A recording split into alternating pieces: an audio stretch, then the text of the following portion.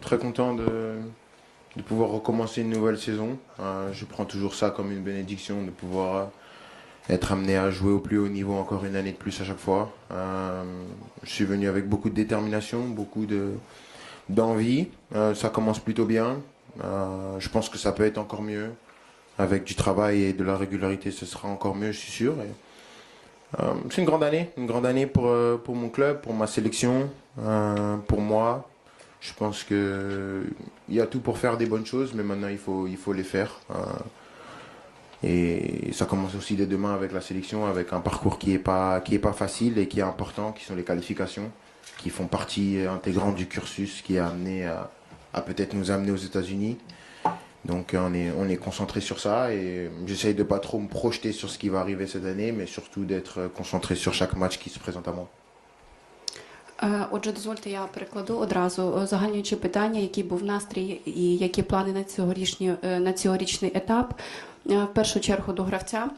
І відповідь така, що прекрасна форма, прекрасне самопочуття, звичайно, один з найважливіших матчів почнеться завтра. Цей матч, напевно, нас призведе до виграшу і можливої поїздки до Сполучених Штатів.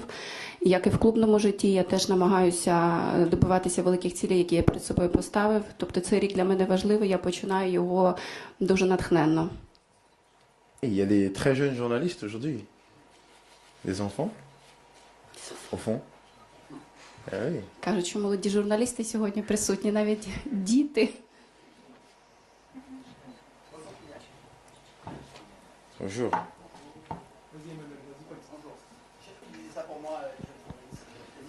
Si tu veux, je peux le faire si tu veux.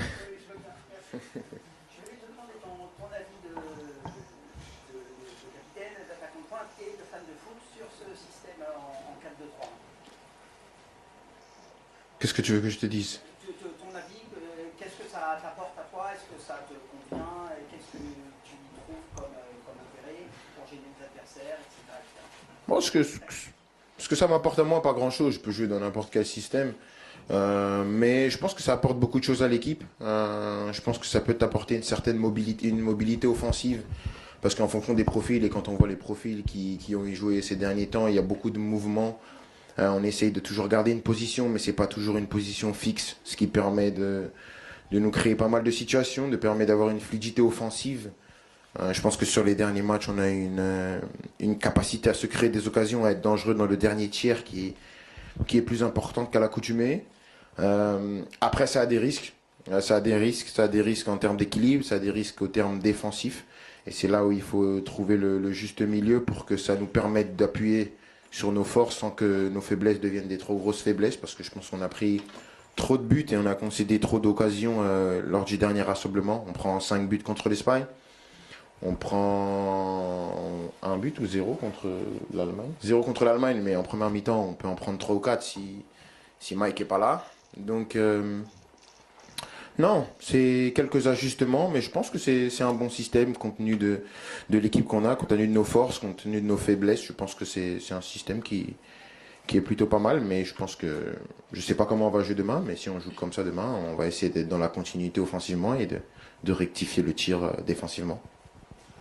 Отже, узагальнююче питання відносно було саме для гравця, відносно зміни системи, по якій будується тепер гра національної збірної Франції. І, звичайно, було викремлено головне, що вона дозволяє зберегти сили, бути в більш нападаючій позиції, з розумінням того, що були обрані великі цілі, і вже було отримання, якщо правильно зрозуміло, вже було отримання 5 очків від Іспанії, 0 очків від Німеччини, і головні матчі лише попереду. Тому саме ця зміна тренувального процесу, зміна матчу і тактики матчу, вона якраз допоможе отримати рівновагу і набрати ті великі оберти, які були як цілі поставлені для гравців. Кіліана, вітання. А кого можете відзначити в складі збірної України і кого вважаєте лідерами в стані суперника? Bonjour Kylian. Quel est votre joueur préféré en équipe de l'Ukraine? Quel est le leader peut-être? Actuel ou ancien? Actuel. Non, actuel pour le match de demain. André Lunin, mais il est pas là. Лунін, але він не приймає участі. Merci. C'est tout? Il y a qu'un seul? Oui, c'est lui mon favori. C'est mon préféré. Vous aimez les gardiens de but? J'aime mes coéquipiers. Bonjour Kylian. Dominique Séverac, le Parisien, sur ta gauche. Просто сказав, що мені подобається воротар і все, тільки один, більше ніхто. On est le 4 septembre, le Real a repris l'entraînement le 4 août. Est-ce qu'au fil de ta carrière, tu as appris à te préparer différemment pour encaisser une saison à 60 matchs? Et je voulais savoir aussi comment tu sors de la saison dernière. Parce que tu avais eu cette gastro aux États-Unis, est-ce que tu penses que tu joues trop? Je ne sais pas si on est préparé pour jouer une saison à 60 matchs. Je ne sais pas. Parce que de mon expérience dans le foot, de mon œil de suiveur avisé du football, je regarde énormément de matchs. Je ne me rappelle pas avoir vu un joueur qui a fait une saison et a joué 60 matchs de haut niveau. Il y a toujours un niveau de base que tu gardes. Mais j'ai vu certains qui étaient considérés comme les meilleurs joueurs de l'histoire, certains qui étaient peut-être des joueurs un peu moins bons. J'ai jamais vu un joueur qui a joué 60 matchs à son meilleur niveau. Donc, être préparé pour jouer une saison 60 matchs, peut-être physiquement, mais en termes de niveau, pour moi, c'est pas possible. Il y a toujours des matchs où tu seras un peu moins bon. Après, ouais, je suis sorti de la saison dernière. Il y a eu un flou total parce que ouais, j'ai eu ce virus. On a longtemps cru que c'était une gastro. Au final, ça n'en était pas une. Il y avait un espèce d'imbroglio autour de cette situation qui était compliquée. Donc la saison, quand elle s'est terminée, elle est venue à point nommé. Mais est-ce qu'on joue trop? Non. Ma réflexion, elle a évolué. À un moment, je l'ai pensé. Je le pense plus forcément parce que je peux comprendre que les gens veulent qu'on joue. Je peux essayer de comprendre le fait que les gens dans leur canapé qui disent qu'on gagne beaucoup d'argent, donc il faut qu'on joue. Donc ma réflexion, elle évolue et je pense qu'il faut juste qu'on ait un peu plus de repos. On peut jouer le même nombre de matchs, mais il faut qu'on ait un peu plus de repos au niveau des vacances pour essayer de régénérer le corps, essayer de revenir et à nouveau encaisser cette charge qui est de nombreux matchs. Parce que je vois bien que c'est un débat qui est un peu un débat de sourds, parce que nous on vient, on donne des explications, mais le boomerang c'est vous gagnez beaucoup d'argent donc jouez. Donc à ce rythme-là, on va dialoguer autour de ça pendant des années, ça va rester toujours comme ça. Mais je pense pas que ce soit uniquement une question de match pour mon avis à moi. Je pense que c'est plus une question de récupération. Je pense que quand tu vois la Coupe du Monde des clubs, elle se termine mi-juillet. Nous, on était à peine en quart de finale. Je voyais des autres équipes qui faisaient déjà des matchs amicaux. Je me disais qu'il y avait peut-être un problème. Peut-être que je suis fou, mais je me disais qu'il y avait peut-être un problème. Je voyais des équipes 2025-2026 matchs amicaux, mais nous, on était toujours 2024-2025. Donc, c'est quelque chose où on doit se pencher sur le sujet. Je pense pas que ce soit un débat où tu as raison, tu as tort. Je pense que tout le monde doit faire un bout de chemin. Parce qu'au final, je pense que c'est tout le monde qui va être gagnant. Parce que les gens vont voir des matchs de meilleure qualité. Parce que j'ai pas vraiment envie, en tant qu'amoureux du foot, qu'on arrive à un moment où nous, les joueurs, on va se dire bon, ce match-là, mi-novembre, au fin fond de je sais pas où, il est en bois, je le saute. C'est pas le but, parce que nous, on aime le foot. Et on reste quand même des passionnés, quand bien même c'est devenu notre travail. Так, я узагальнено вам перекладу, яке було Большое. ціль питання, яка була. Було питання наступне, що гравець в середньому, особливо Кільян, він грає більше 60 матчів за сезон. Як це впливає на фізичний стан і взагалі, ну, ментальний, якби відокремлено, як це впливає на фізичний стан і які є цілі по тому, щоб як відновлюватися.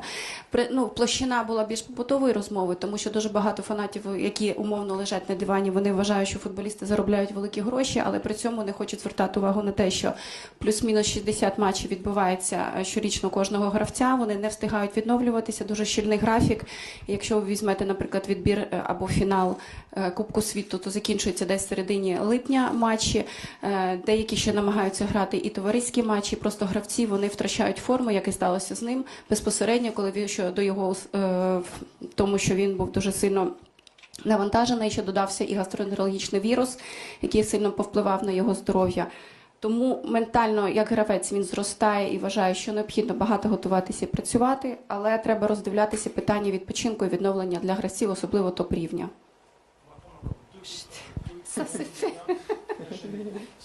Oui, bonjour Kylian, Loïc Tanzi, l'équipe. Comment estimez-vous que vous avez fait évoluer votre capitanat depuis que vous avez pris le brassard en équipe de France? J'ai un peu plus d'expérience, ça fait maintenant 2 ans. Un peu plus, 3, que j'ai le brassard. Donc, j'ai grandi en tant que capitaine. J'étais un novice quand j'ai commencé. Je commence à essayer de comprendre un peu mieux certaines choses, essayer de toujours être fédérateur, essayer de toujours impliquer tous mes coéquipiers dans pas mal de choses dans la vie active de l'équipe. Essayer de donner aussi de la liberté et de la participation à de nombreux joueurs qui sont maintenant des nouveaux cadres, parce que c'est une nouvelle équipe, c'est un groupe qui est plus jeune, et d'essayer de trouver la place à chacun de mes coéquipiers, parce que chacun des coéquipiers qui sont là a une place, quand bien même elle n'est pas forcément sur le terrain des fois, mais elle est ô combien importante dans la vie d'un groupe, et si on veut aller loin dans les compétitions qui sont les nôtres, et notamment la Coupe du Monde cet été. Отже, питання до Кіліана було в тому, що він вже, в принципі, другий рік є капітаном команди, як змінилося його ставлення від моменту призначення, як він дивиться взагалі на стан команди і на своє функціонування в ній. І якщо підрезюмувати, то відбулося, звичайно, фізичне і ментальне зростання. Він, як капітан, надає набагато більше свободи дій і розуміння для молодих гравців, тому що склад команди він дуже сильно змінився. І є певний розвиток в цьому. І якщо ми хочемо грати подалі з молодими гравцями і продовжувати в такому ж стилі, то мені треба еволюціонувати як капітану, звичайно.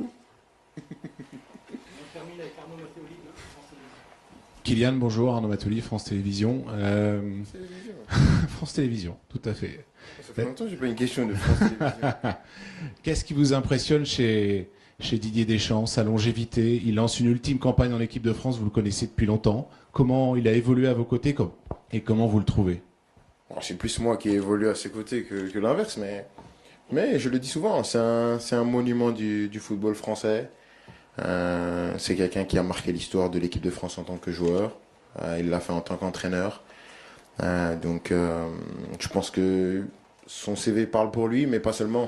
On ne peut pas réduire quelqu'un comme lui a seulement un CV. C'est quelqu'un qui est arrivé à un moment où l'équipe de France n'était pas ce qu'elle est aujourd'hui. Il a su être le gars qui remet l'équipe de France sur le devant de la scène. Et pour ça, je pense qu'il faudrait être éternellement reconnaissant, parce que voilà, sur les 2 étoiles qu'on a sur le maillot, il y a contribué sur les 2. Hein. Donc ça c'est vachement parlant. Maintenant, c'est sa dernière saison, d'après ses dires. Donc on va essayer de faire en sorte que ce soit la meilleure année possible pour lui.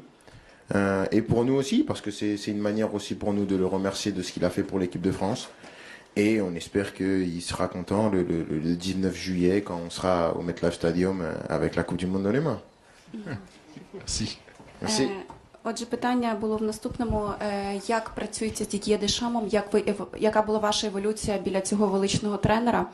І якщо брати узагальнюючу відповідь, то навпаки сам Кіліан більше зріс ментально та розвивався і еволюціонував біля тренера. Звичайно, це велика постать французького футболу, яка вивела французьку збірну на авансцену, і він вже дуже довгий час знаходиться на позиції головного тренера.